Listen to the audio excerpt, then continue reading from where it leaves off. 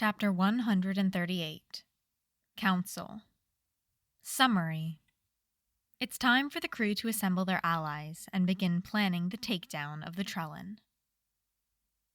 Mei's eyes are unfocused on the assortment of parts and tools she's fiddling with in her lap, but her attention is on the conversation going on. A wall of screens is before them, full of different video feeds, each displaying a group of their gathered allies. It had taken weeks to get to this point, but Mei's first thought when she looks at the panel before her is, space Zoom call. Denki would be proud. It had taken some coordination to get everyone together at once to discuss things, even if it wasn't in person. She could see a starry night sky visible in the background of where sentients from Fastel and Pyrepa's village stood. Meanwhile, the familiar warm rays of sunrise were cast through Ayalin's window to where she and Mr. Zyantuk sat at her kitchen counter. Yet despite the varying times of day and number of other factors she couldn't see, they'd all made it here so they could discuss how to bring about the end of the Trellin. This isn't exactly Mei's area of expertise. Sure, she loves a good plot as much as the next space pirate or mad scientist, but this wasn't their average plot. Actually, it seemed like the whole crew was struggling a bit with contributing to this part of the plan. Setting up supply lines, campaigning within their organizations and planets to garner support from the average person, establishing chains of command. Not their average day. Izuku was taking rapid-fire notes, and Katsuki's sharp gaze established how closely he was paying attention, but neither of the group's de facto leaders and spokespersons were saying much. It didn't bother Mei, though. This was just the first meeting of many, and just having this conversation in real time was a feat of science and planning. With the help of the guild, they'd commandeered some of the GA's high-speed communication servers. She and Denki had done some work, so even with the piggybacking, this conversation would be secure. But after enough GA employees complained about slow connectivity, the servers would be rebooted, and they'd have to wait until another day to talk like this again. Operations like this took time to move, so let the adults work out the boring bureaucratic nonsense for now. Once the warp drive was on the playing field is when the real fun would start. So far, things have been pretty sparse on the timeline when it comes to travel details, Shiny Greenie said. My crew and a lot of others in the guild travel quite wide swaths of the universe. It would take months for many here to even meet up at the hunt's base of operations. In her periphery, Mei could make out nodding heads from some of the guild crews Greenie had recruited. Don't worry about that, Mei cuts in, eyes still on the wires held in her fingers. We'll be covering all the travel stuff. Well, we'll need some help from scientists willing to push the laws of physics to their breaking points, but yeah, don't worry about the distance. The steady background noise of Izuku's scratching pencil stops for a moment as he addresses the gathered crowd. It would still be good for those who can make their way to us to do that, and for any others close by to meet up. But, yeah, we do have a plan for transportation. My crew have something we need to do before we can share more details, but for now, just trust that it won't be an issue. I mean no disrespect when I say this, Monocled Mothman begins. The flash of movement from his feed has Mei glancing up just in time to see Pink Moth slap him on the shoulder. However, I must ask, how will this benefit us? Many aspects of this plan do not have guaranteed outcomes.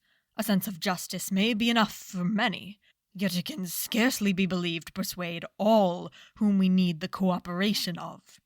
This is indeed a just and righteous cause.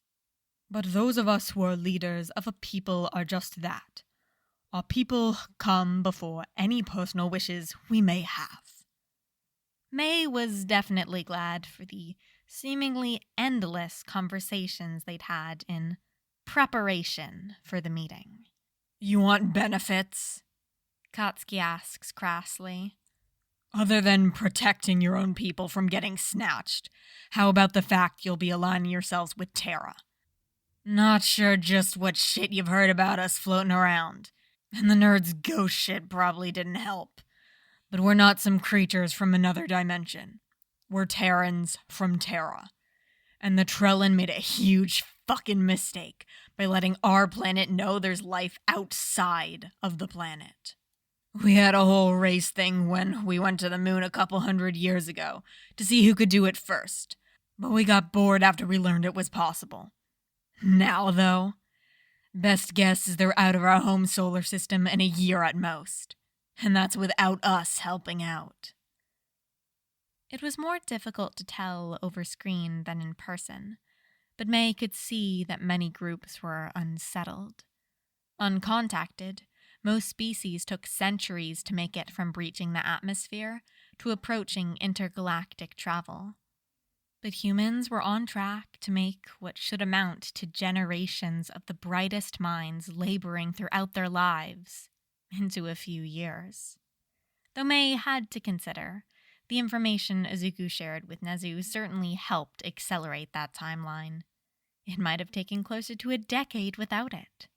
Really, humanity possessing the correct amount of motivation.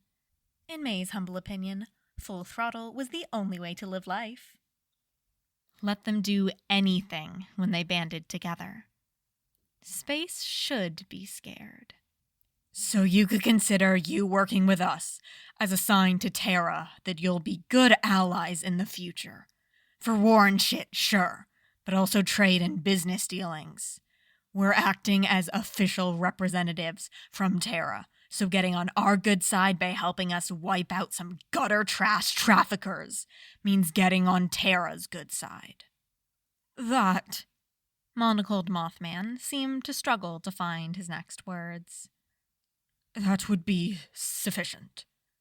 He stops fiddling with his monocle as the words come easier. Making strategic, mutually beneficial relations is always something to strive for as a leader. Good. Now we can get back to talking about boring planning shit. We need as much of the facts laid out as possible, so next time the nerds ghost drag him off to their ghost dimension and he talks with Nezu. Rat God, our Lord and Savior. His war crime dad, our collective dad, and his dumbass dad. He's able to give them all the facts so they can plot. Kachan, Izuku whines. I don't care, Uncle Hazashi is all for one. He's an evil bitch. No, yeah, he is evil. Even if he's working on it, kinda. I was talking about calling All Might dumb. Deku, you look just like your dad, but with green hair. He and All for One were nemeses for years, even before he punched his face off. How did he not realize you two were related? Come on, Izuku whined. It's been a week since you brought this up. Who would stop to think that their century-old nemesis, who seemed dedicated to killing them and all the people who came before them, would have a wife and kid? Katsuki scoffed. Not All Might, that's who. And I think that's enough of that for now. Ochako cuts in. Sorry about them. She addresses to their audience. If we could continue where we left off?